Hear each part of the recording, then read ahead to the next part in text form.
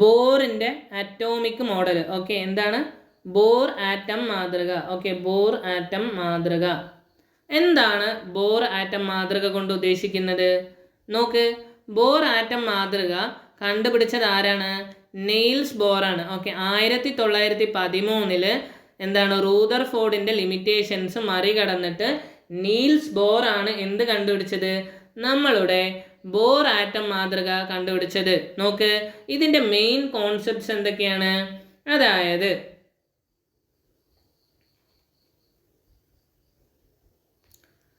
Main concept വളരെ സിമ്പിളാണ്. എന്താണ്? Electrons revolve around the nucleus in certain non radiating fixed circular path called orbit or shell. Okay, എന്താണ്?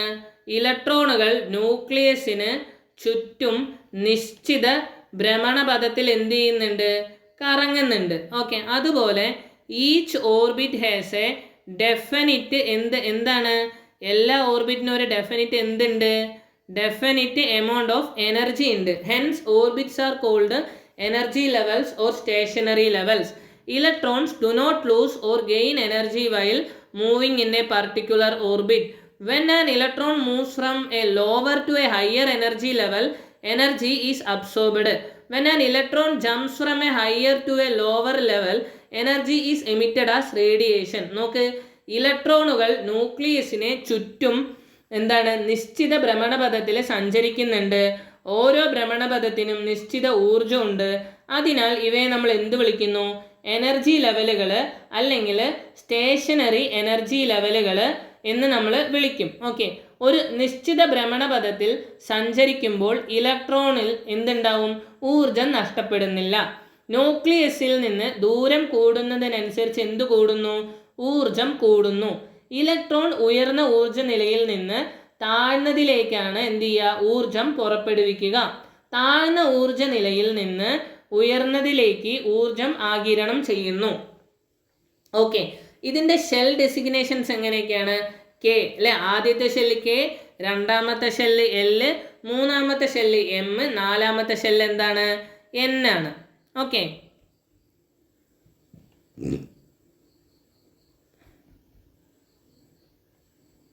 മനസ്സിലാവുന്നുണ്ടോ? Okay, നോക്ക്, properties of sub atomic particles. Okay, നോക്ക്, ഈ ഒരു ടേബിൾ അങ്ങോട്ട് വരയ്ക്കുക. ഓക്കെ, എന്താണ് ഈ പറയുന്ന ഇതിൻ്റെ പ്രോപ്പർട്ടീസ് എന്നൊന്ന് വരച്ചങ്ങ് വയ്ക്കുക. ഓക്കെ, ഈ ടേബിൾ അങ്ങ് എഴുതുക. എന്താണ് പറയണത്? പ്രോട്ടോണിൻ്റെ പൊസിഷൻ എവിടെയാണ്? ന്യൂക്ലിയസിലാണ്. ഇലക്ട്രോൺ ഔട്ട്സൈഡ് ന്യൂക്ലിയസ് ആണ്. ന്യൂട്രോൺ ന്യൂക്ലിയസിൻ്റെ ഉള്ളിലാണ്.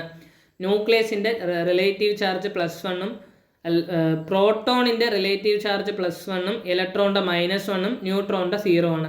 അതിൻ്റെ മാസുകൾ കൊടുത്തിട്ടുണ്ട്. Proton 1.00727 U = 1 unit. നോക്കുക, അതുപോലെ ഇലക്ട്രോൺ എന്ന് പറയുന്നത് 0.00548 U = 0 യൂണിറ്റ്. അതുപോലെ എന്താണ് 1.00866 U ആണ് ഒരു ന്യൂട്രോണിൻ്റെ മാസ്. ഓക്കെ, ഇനി നോക്ക്, മാസ് കമ്പാരിസൺ. നോക്ക്, mass of an electron is approximately 1/837 mass of proton per hydrogen. Okay, എന്താണ്? Mass of proton per hydrogen atom. Okay, electron cannot be delivered, electron cannot be divided into smaller constituents. അല്ലേ, എന്താണ്? Electron mass പ്രോട്ടോണിൻ്റെ മാസിൻ്റെ ഏകദേശം 1/837 ആണ്. അല്ലേ, 37 ഭാഗമാണ്. അതുപോലെ തന്നെ വേറൊരു ഇമ്പോർട്ടൻ്റ് ആയിട്ടുള്ളൊരു കാര്യമാണ് എന്ത്? ഇലക്ട്രോൺ. അല്ലേ, ഇലക്ട്രോൺ എന്ത് ചെയ്യാൻ പറ്റില്ല?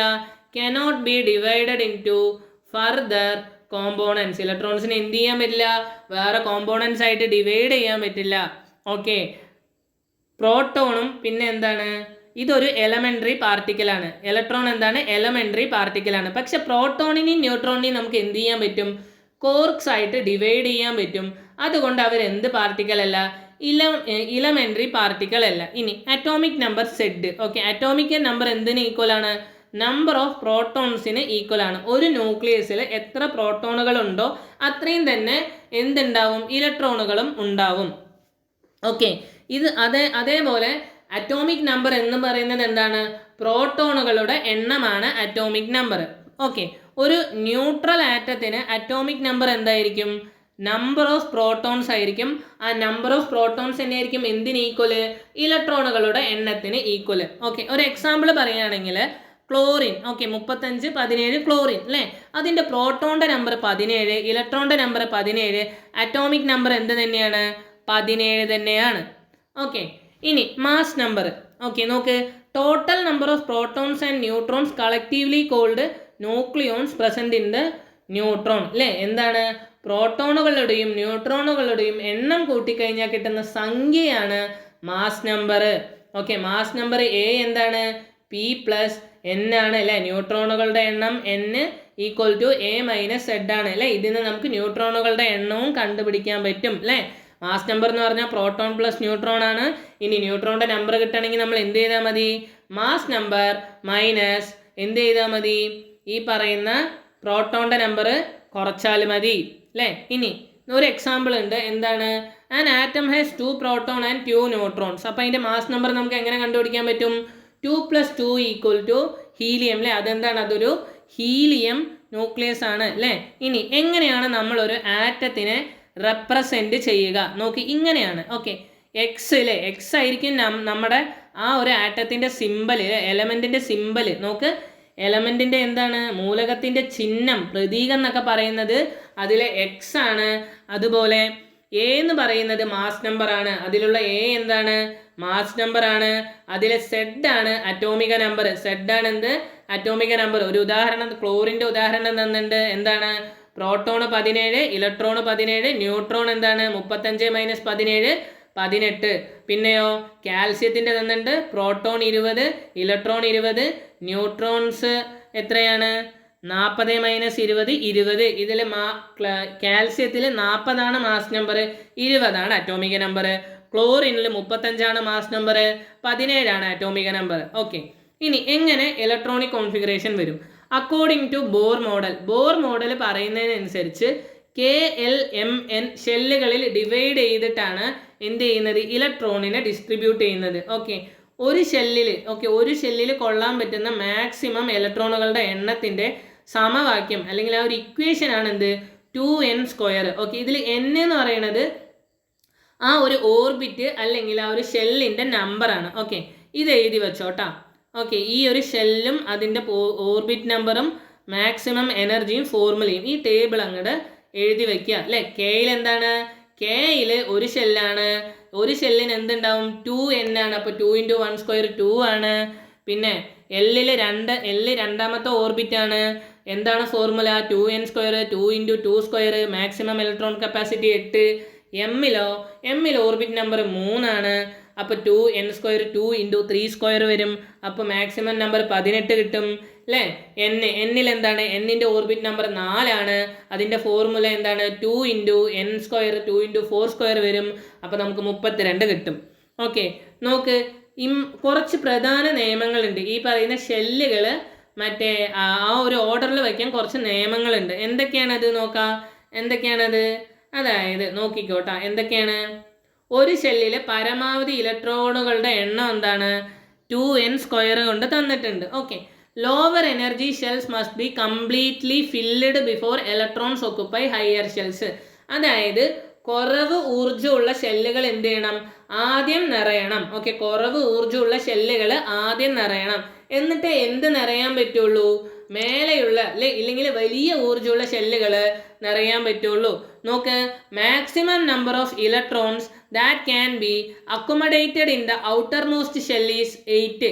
ഏറ്റവും പുറമെയുള്ള ഷെല്ലിൽ പരമാവധി എത്ര ഇലക്ട്രോണുകളെ പറ്റുള്ളൂ, 8 ഇലക്ട്രോണുകളെ പറ്റുള്ളൂ. ഇതിനെ നമ്മൾ ഇംഗ്ലീഷിൽ പറയുന്ന പേരാണ് ഒക്ടറ്റ് റൂള്. മലയാളത്തിൽ ഇതിനെ നമ്മൾ അഷ്ടക നിയമം എന്ന് പറയും. ഓക്കെ, ഇനി നോക്ക്, എന്ത് തന്നിട്ടുണ്ട്, ആദ്യത്തെ 18 എലമെൻസിൻ്റെ എന്ത് തന്നിട്ടുണ്ട്, ഈ പറയുന്ന ഇലക്ട്രോൺ കോൺഫിഗറേഷനും അതിൻ്റെ എന്തും തന്നിട്ടുണ്ട്, അറ്റോമിക് നമ്പറും ഇലക്ട്രോണും കോൺഫിഗറേഷനും തന്നിട്ടുണ്ട്. എന്ത് ചെയ്യുക? എഴുതുക. ഓക്കെ, ഒന്നില്ലെങ്കിൽ ഇത് എന്ത് ചെയ്യുക, ഇതിൻ്റെ PDF ഞാൻ അയച്ചിട്ടുണ്ട്, അത് നോക്കി എഴുതിയാലും മതി. ഓക്കെ, അപ്പോൾ അത് അങ്ങോട്ട് മനസ്സിലാക്കുക. എന്തൊക്കെയാണ്? ഹൈഡ്രജൻ H1, അതിൻ്റെ ഇലക്ട്രോണിക് കോൺഫിഗറേഷൻ 1 ആണ്. ഹീലിയം 2 ആണ്. ലിഥിയം 3 ആണ് അറ്റോമിക് നമ്പർ, 2 1 ആവും. ബെറീലിയം എന്താണ്? 4 ആണ്. ഇലക്ട്രോണിക് കോൺഫിഗറേഷൻ 2 2 ആണ്. PDF അയച്ചിട്ടുണ്ട്, അത് നോക്കുക, ഇത് എഴുതുക. ഓക്കെ, ഇനി എന്താണ് ഐസോടോപ്പുകൾ? ഓക്കെ, എന്താണ് ഐസോടോപ്പുകൾ? നോക്ക്, ഐസോടോപ്പുകൾ എന്ന് പറഞ്ഞാൽ അതിൻ്റെ ഡെഫിനീഷൻ എന്ത് വരുന്നുണ്ട്? Isotopes R atoms of same element having same atomic number but different mass numbers. നോക്ക്, ഒരേ അറ്റോമിക നമ്പറും വ്യത്യസ്ത മാസ് നമ്പറുകളും ഉള്ള ഒരേ മൂലകത്തിൻ്റെ ആറ്റങ്ങളാണ് എന്ത്? ഐസോടോപ്പുകൾ എന്ന് പറയുന്നത്. ഓക്കെ, മനസ്സിലായ? ഒരേ അറ്റോമിക നമ്പറും വ്യത്യസ്ത മാസ് നമ്പറും ഉണ്ടെങ്കിൽ അതെന്തായി? ഐസോടോപ്പുകളായി. ഓക്കെ, സെയിം പ്രോട്ടോൺ അല്ലെങ്കിൽ ഇലക്ട്രോണുകൾ ഉണ്ടാവും, പിന്നെ പക്ഷെ എന്താണ്? ന്യൂക്ലിയസ് ഡിഫറെൻ്റ് ആയിരിക്കും. ഓക്കെ, ന്യൂക്ലിയസ് എന്തായിരിക്കും? വ്യത്യാസമായിരിക്കും. പിന്നെ കുറച്ച് ഐസോടോപ്പുകൾ തന്നിട്ടുണ്ട്, ഇത് എഴുതി വയ്ക്കുക. എന്താണ്? ഏതൊക്കെയാണ് നോക്ക്. ഹൈഡ്രജൻ അല്ലേ, ആദ്യത്തെ ഐസോടോപ്പാണ് 1H1, അതായത് പ്രോട്ടിയം, പ്രോട്ടോൺസ് 1, ന്യൂട്രോൺസ് ഇല്ല, മാസ് നമ്പർ 1. പിന്നെ ഡ്യൂട്ടീരിയം അല്ലേ, 1H2, protons 1, neutrons 1, mass number 2. പിന്നെ 1H3, ട്രീഷ്യം, റേഡിയോ ആക്റ്റീവ് ആണ്, പ്രോട്ടോൺസ് 1, ന്യൂട്രോൺസ് 2, മാസ് നമ്പർ 3. നോക്ക് അല്ലേ, ഇത് മനസ്സിലായില്ലേ അല്ലേ? ഇനി അതിൻ്റെ കുറച്ച് എന്താണ് ഈ പ്രോപ്പർട്ടീസുകൾ ഇല്ലെങ്കിൽ ഉപയോഗം കാര്യങ്ങളൊക്കെ നോക്കാം അല്ലേ. നോക്ക്, ഐസോടോപ്പുകളുടെ പ്രോപ്പർട്ടീസ് എന്താണ്? കെമിക്കൽ പ്രോപ്പർട്ടീസ് അല്ലേ, ഐഡൻറ്റിക്കൽ ആയിരിക്കും അല്ലേ. കെമിക്കൽ പ്രോപ്പർട്ടീസ് ഏകദേശം ഒരുപോലെ ആയിരിക്കും. പിന്നെയോ ഫിസിക്കൽ പ്രോപ്പർട്ടീസ് ചെറിയ ഡിഫറൻസ് ഉണ്ടാവും അല്ലേ. മാസിലെ വ്യത്യാസം കാരണം എന്താണ്? ചെറിയ ഒരു വ്യത്യാസം ഉണ്ടാവും. ഓക്കെ, പിന്നെ കുറച്ച് ഐസോടോപ്സ് വന്നിട്ടുണ്ട്. എന്താണ്? കാർബൺ 14 എന്തിനാണ് ഉപയോഗിക്കുന്നത്? നോക്ക്, determining the age of fossils, അതായത് ഫോസിലുകളുടെ പ്രായം കണ്ടുപിടിക്കാനാണ് ഉപയോഗിക്കുന്നത്. ഓക്കെ, അതുപോലെ പഴയ ഓർഗാനിക് റിമെയിൻസിൻ്റെയൊക്കെ പ്രായം നമ്മൾ കാർബൺ ഡേറ്റിങ്ങിലൂടെയാണ് കണ്ടുപിടിക്കുക. അതിന് ഉപയോഗിക്കുന്നത് ഈ പറയുന്ന കാർബൺ 14 ആണ്. പിന്നെ അയോഡിൻ 131 എന്തിനാണ് ഉപയോഗിക്കുന്നത്? തൈറോയിഡ് ഗ്ലാൻഡിലെ ഡിസോർഡേഴ്സ് അല്ലെങ്കിൽ തൈറോയിഡ് ഗ്ലാൻഡിലെ രോഗങ്ങളും അതുപോലെ അതിൻ്റെ ചികിത്സയ്ക്കും വേണ്ടിയിട്ടാണ് എന്തുപയോഗിക്കുന്നത്? അയോഡിൻ 131 ഉപയോഗിക്കുന്നത്. യുറാനിയം 235 എന്താണ്? ന്യൂക്ലിയർ റിയാക്ടറുകളിൽ ഇന്ധനമായിട്ട് ഉപയോഗിക്കുന്ന ഒരു സംഭവമാണ് യുറാനിയം 235. അതുപോലെ തന്നെ അറ്റോമിക് വെപ്പണുകളിലും ഈ ഒരു സാധനം ഉപയോഗിക്കപ്പെടുന്നുണ്ട്. ഓക്കെ, പിന്നെ കൊബാൾട്ട് 60 ക്യാൻസർ ട്രീറ്റ്മെൻറ്റിന് റേഡിയോ തെറാപ്പിക്ക് ഉപയോഗിക്കുന്ന ആ ഒരു സാധനത്തിൻ്റെ പേരാണ് കൊബാൾട്ട് 60. ഓക്കെ, ക്യാൻസർ ചികിത്സയ്ക്ക് ഉപയോഗിക്കുന്നു. പിന്നെ സോഡിയം 24 നോക്ക്, detecting blood clots and leakage in industrial pipe line. Okay, അതായത് ഇൻഡസ്ട്രിയൽ പൈപ്പ് ലൈനുകളിലെ ചോർച്ചയും പിന്നെ രക്തക്കട്ടകളും ഒക്കെ കണ്ടെത്താൻ എന്താണ് ഉപയോഗിക്കുന്നത്? ഈ പറയുന്ന സോഡിയം 24 അയൺ 59 എന്താണ്?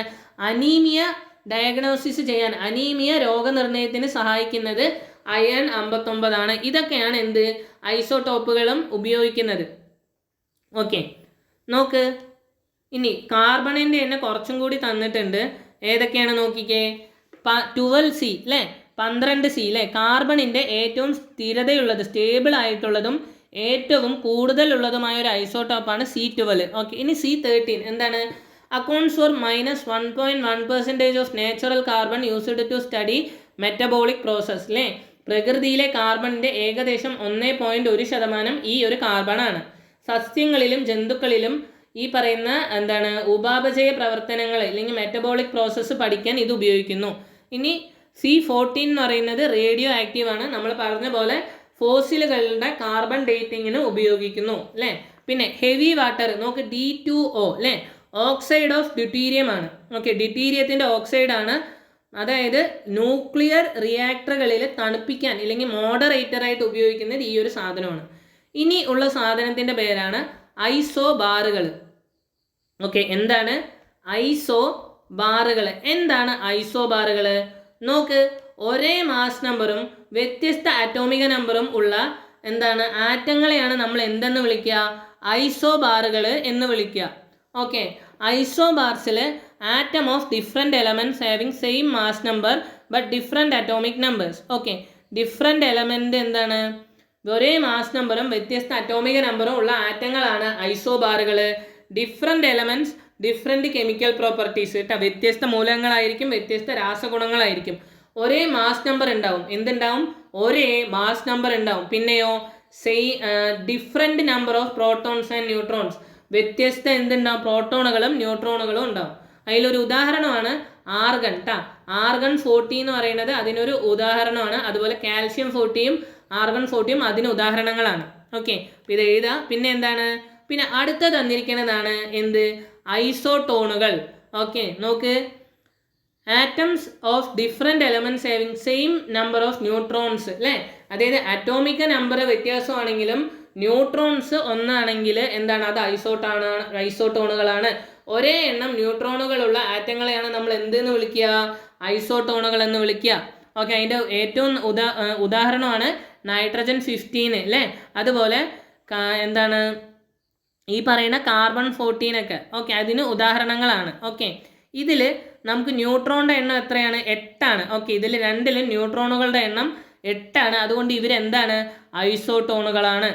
ഓക്കെ, അപ്പോൾ നമ്മുടെ ഇന്നത്തെ ഒരു റിവിഷൻ പോർഷൻ ഇതോടെ കഴിഞ്ഞു.